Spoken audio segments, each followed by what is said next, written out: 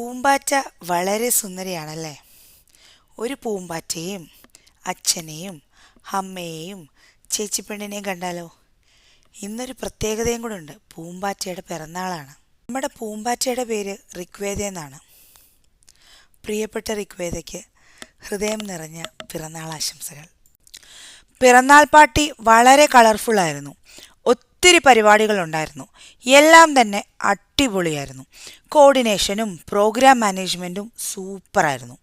ഓരോ കാര്യവും വളരെ മനോഹരമായി പ്ലാൻ ചെയ്ത് നടത്തിയത് കാണുമ്പോൾ വളരെ സന്തോഷം തോന്നി.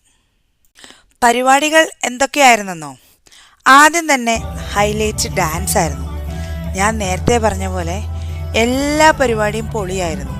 അതുപോലെ തന്നെ ഡാൻസും തകർപ്പൻ പ്രകടനമായിരുന്നു. അടുത്തതായി എല്ലാ കുട്ടികളെയും ഉൾപ്പെടുത്തി നടത്തിയ ഗെയിമുകളും ഉണ്ടായിരുന്നു. കുട്ടികൾക്ക് ഒരിക്കലും ബോറടിക്കാത്ത രീതിയിൽ വളരെ മനോഹരമായി എല്ലാം ഒരുക്കിയിരുന്നു. അതുകൊണ്ട് തന്നെ ഈ ഫംഗ്ഷൻ കുട്ടികൾക്ക് വളരെ സ്പെഷ്യലായിരുന്നു. വാസ്തവത്തിൽ ഏറ്റവും കൂടുതൽ എൻജോയ് ചെയ്തത് കുട്ടികളായിരുന്നു. ഇനി കേക്ക് മുറിച്ചാലോ? ബിൻചേട്ടനും ഷിജിയും എല്ലാ കുഞ്ഞുമക്കളെയും വിളിച്ച് അടുത്ത് നിർത്തിയാണ് വേദൂട്ടിയുടെ കേക്ക് കട്ട് ചെയ്തത്. ഷിജിയും ബിൻചേട്ടനും വേദൂട്ടിയുടെ അച്ഛനും അമ്മയാണ് കേട്ടോ. വേദൂട്ടിക്ക് ഒരു ചേച്ചി പെണ്ണും കൂടെ ഉണ്ട്, റിതു. കേക്ക് മുറിച്ചു കഴിഞ്ഞാൽ ആദ്യത്തെ പീസ് ബർത്ത്ഡേ ഗേളിനുള്ളതാണ്. അതൊരു ലോകതത്വമാണേ. അത് ലോകതത്വം മാത്രമല്ല, ലോകത്തിൽ വെച്ച് ഏറ്റവും വലിയ സന്തോഷം കൂടാണ്. വേദൂട്ടി വലുതായിരുന്നെങ്കിൽ എല്ലാവരും കേക്ക് കുളിപ്പിച്ചേനെ. അവൾ ചെറുതായതുകൊണ്ട് വെറുതെ വിട്ടു. അപ്പം ശരി, എല്ലാം പറഞ്ഞ പോലെ ഇനി നമ്മുടെ പച്ചക്കുതിരയിലെ ദിലീപേട്ടൻ പറഞ്ഞ പോലെ ഫുഡ് ഫുഡ് വിശക്കുന്നുണ്ടേ.